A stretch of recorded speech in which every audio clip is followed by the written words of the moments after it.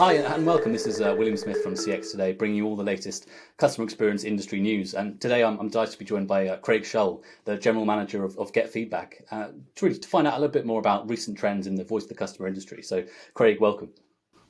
Well, thanks for having me here, Willie. Yeah, absolutely. So I just wanted to ask you first. I wonder what do you think are the key considerations to bear in mind when surveys are being designed? Yeah, I'm happy to dive into that, but before I do, I should just note that surveys are just one way that we collect feedback and momentum. Yeah, We sort of fundamentally believe that you need to meet your stakeholders where they are, right? Where they're interacting, whether it's an email or a survey, it's on the web, however it is. I mean, the key is to make it as effortless as possible. right. I think you probably have the experience where you're doing a web chat and then you end it and then you get an email survey afterwards. Like that's just intrusive. And so we really believe you need to meet your customers. Uh, but to your specific question, I think there's three things that I really think about. One is when you're doing surveys, you keep it short and sweet. Right. Aim for 2 to 5 questions max. Be clear, concise, and ask one thing at a time. I think you probably had the experience where you get a survey and you're like, "Oh my gosh, I'm like one of 50 questions left," Yep. and so then you end up just clicking through, and that's just not you're not getting clean data. Um, I think the second thing is you really need to personalize a survey. Like if you know this person is in the US or in the UK, don't Mhm. ask that question, Right. right? Like you use the information you have so you're not asking those questions. And I think the third thing is the design of the survey is really important, right? If it looks good and it feels good, you're going to get a much higher response rate. And one of the keys there is, does it look good on a mobile device, right? Some of the data that we have is that between 50 and 75% of all surveys are taking it on a mobile device. Right. And so you probably had the experience where you get a survey and there's all these radio buttons and your fingers, you can't click them. And that's just, that doesn't work. Sure. And then I think the last thing, specifically for us at Momentive, which is the Get Feedback parent company, is we have SurveyMonkey Genius, which uses all of the data that we have from all the surveys that have taken to guide you through the survey design. And it can actually flag things like biasing questions, right? Which is really important for like D&I considerations Right. before you field a survey. Well, and that's really interesting, kind of on that topic. What extent are you seeing emerging technologies such as automation kind of being deployed in the voice of the customer industry? And do you have any more kind of example use cases? Yeah, I think automation is being deployed everywhere, Yeah. right? Just not in our uh, in our industry. But I think within the feedback industry, I think automation comes in two different ways. One is how do you automate the actual deployment or the facilitation of the survey or the feedback? Right. So how do you automate email survey invitations at every touch point in the customer journey? But then secondly, automation comes into play as like, how do you take action based upon the feedback that you receive, Right. right? So for instance, at Get Feedback, we have a very, very deep integration with Salesforce. So practically anything that can happen in Salesforce can trigger some type of feedback mechanism, whether it's an Right. email or an SMS, et cetera. Mhm. But then secondly, and one of the most important things is we actually pull the Salesforce data in as you're sending the survey, and we can use that data to automate what types of actions then would occur. So for instance, you get a low score for a CSAT.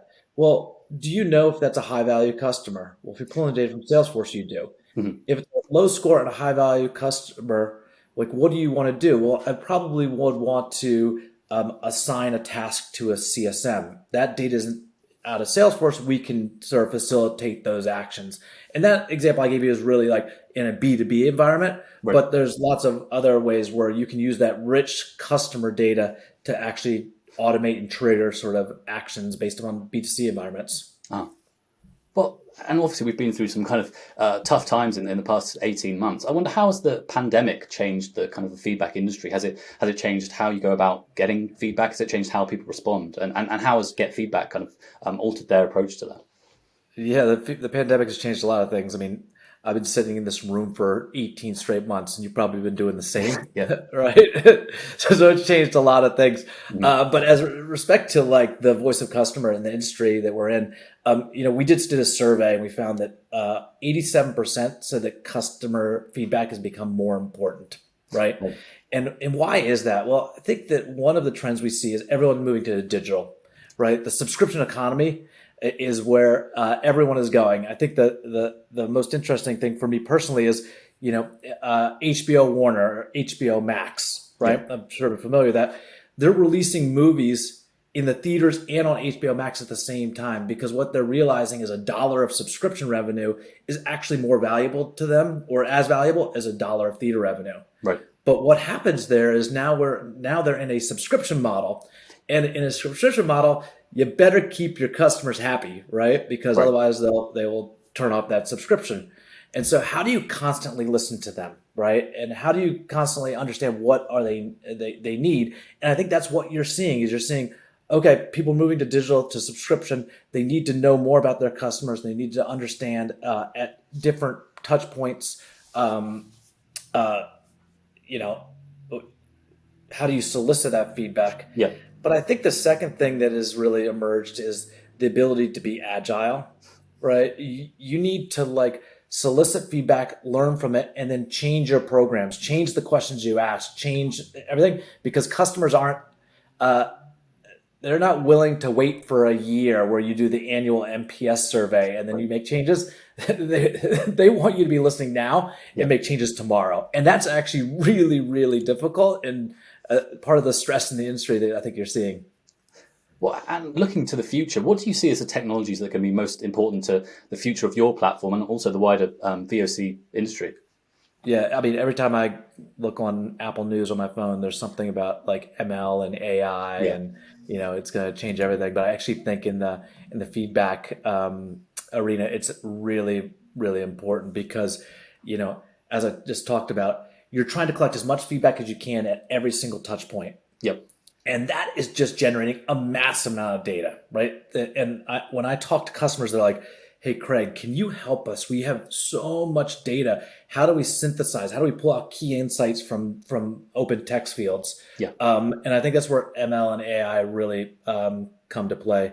I think the thing that is great about our company is as a Momentive / Survey Monkey portfolio company, we actually have access to all of the ML and AI that Right. SurveyMonkey sort of delivers. And so, they capture 1 billion pieces of feedback a year.